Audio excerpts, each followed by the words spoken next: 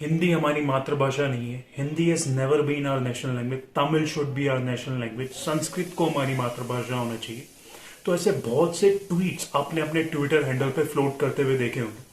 तो ये लोग कौन है, क्यों ये हिंदी को हमारी नेशनल लैंग्वेज नहीं मानते हैं और चाहते हैं कि ये और ये लैंग्वेज हमारी नेशनल लैंग्वेज होनी चाहिए।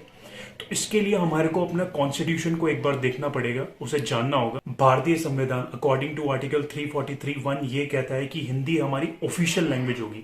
अब ऑफिशियल लैंग्वेज और नेशनल लैंग्वेज में फर्क है।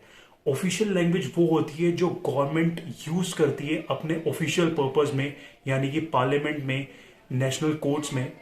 और नेशनल लैंग्वेज वो होती है जो हम यूज करते हैं अपने सोशल, कल्चरल और पॉलिटिकल इवेंट्स पे। जब हमारा कॉन्स्टिट्यूशन इनेक्ट हुआ था 1950 में, तब हिंदी के साथ साथ टेम्परेरी बेसिस पे इंग्लिश को भी 15 साल के लिए एज एन ऑफिशियल लैंग्वेज रखा गया था।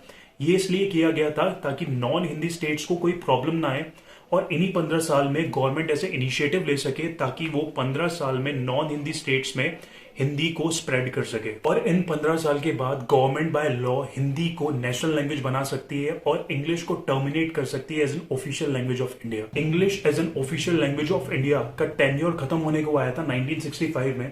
हालांकि नेहरू जी ने एश्योरेंस दिया था 1963 में कि 1965 के बाद भी English as an official language use होगी, मगर पार्लियामेंट्री लॉ कुछ ऐसा नहीं कहता था। लैंग्वेज एक्ट 1963 ये कहता था कि इंग्लिश में use as an official language for state, union और अदर पार्लियामेंट्री पर्पसेस।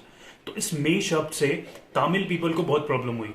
उन्होंने कहा कि अगर फ्यूचर की कोई सरकार आई और इस मे को मे नॉट बना दिया तो उनके लिए बहुत बड़ी दिक्कत खड़ी हो सकती है, क्योंकि अभी भी तमिल पीपल हिंदी नहीं जानते थे। और तमिल स्टूडेंट्स को भी ये डर था कि अगर किसी तरीके से हिंदी नेशनल लैंग्वेज बन जाती है तो सेंट्रल गवर्नमेंट एग्जाम में हिंदी पूछी जाएगी इंस्टेड ऑफ इंग्लिश। इसी बात को लेकर तमिल में एक प्रोटेस्ट शुरू हुआ और ये प्रोटेस्ट धीरे धीरे करके एक वायलेंट प्रोटेस्ट में तब्दील हो गया और एट लास्ट गवर्नमेंट को पैरामिलिट्री फोर्सेस बुलानी पड़ी इस प्रोटेस्ट को शांत करने के लिए। इस प्रोटेस्ट के दौरान एक एसोसिएशन बहुत ही एक्टिव रही थी, द्राविड़ा मुनेत्रा कजागम, DMK। CN अनादुराई ने 1949 में ये एसोसिएशन फाउंड की थी और इस एसोसिएशन की आइडियोलॉजी थी सोशल जस्टिस एंड इक्वालिटी। इस प्रोटेस्ट में ये एसोसिएशन तमिल स्टूडेंट्स को फुल्ली सपोर्ट कर रही थी और देखते ही देखते ये एसोसिएशन एक पॉलिटिकल पार्टी में कन्वर्ट हो गई। DMK ने एश्योरेंस दिया कि अगर उनकी पार्टी पावर में आती है तो वो हिंदी को as a compulsory language in school and colleges से हटा देंगे। और इसी वजह से तमिलनाडु के हर एक स्टूडेंट ने घर घर जाकर DMK के लिए वोट मांगा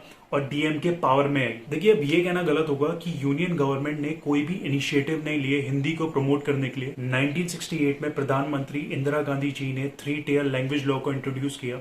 इस लॉ के अंडर हिंदी, इंग्लिश और उस स्टेट की लिंग्विस्टिक लैंग्वेज को पढ़ाना स्कूलों में कंपलसरी कर दिया गया। इस लॉ को बहुत सी स्टेट ने अप्लाई किया और बहुत सी स्टेट ने जाने दिया, लेकिन तमिलनाडु गवर्नमेंट ने अपने लोगों से ये कहा कि जिसको भी हिंदी पढ़नी है वो अपने घर में जाके पढ़े। हमारे कॉन्स्टिट्यूशन मेकर्स ने हिंदी को एज अ नेशनल लैंग्वेज इसलिए आगे रखा था क्योंकि उस समय हिंदी बोलने वाले बहुत से लोग थे और एक नेशनल लैंग्वेज हमारी यूनिटी को दर्शाता है। दोस्तों, आज की वीडियो में इतना ही। मिलते हैं अगली वीडियो में, तब तक के लिए जय हिंद, वंदे मातरम।